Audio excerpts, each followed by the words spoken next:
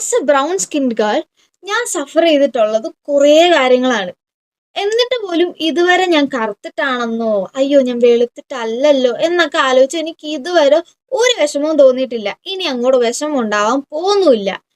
പക്ഷേ എനിക്കില്ലാത്ത പ്രശ്നങ്ങളാണ് നാട്ടുകാർക്ക്.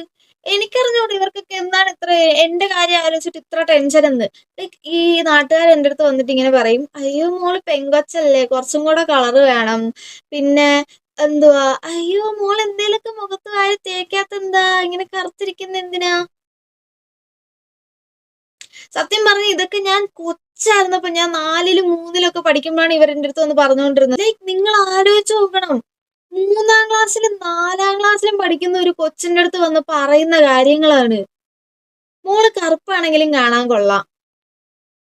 അന്ന് അതൊന്നും എനിക്ക് ചിന്തിച്ചെടുക്കാനുള്ള ബുദ്ധി പോലും ഇല്ലായിരുന്നു. ഞാനാണെങ്കിൽ എന്നെ കൊള്ളാന്ന് പറഞ്ഞ്, എന്നെ കാണാൻ കൊള്ളാന്ന് പറഞ്ഞ് എന്നും പറഞ്ഞ് ഞാൻ ചിരിച്ചോണ്ട് നടക്കുമായിരുന്നു.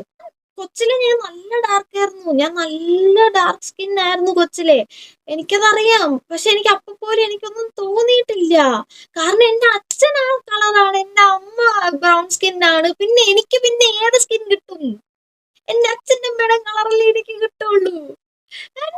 എന്റെ അച്ഛൻ്റെ അമ്മയുടെ കളർ എനിക്ക് കിട്ടിയത് എന്തോ ഭയങ്കര വലിയ കുറ്റം എന്നുള്ള രീതിക്കാണ് ആൾക്കാർ വന്ന് എൻ്റെ അടുത്ത് പറഞ്ഞുകൊണ്ടിരുന്നത്. എനിക്ക് ഇവരുടെ അടുത്തൊക്കെ ഇതൊന്നും പറയാനില്ല, പറഞ്ഞിട്ടൊരു കാര്യമില്ല. Just get your self A brain, that's it.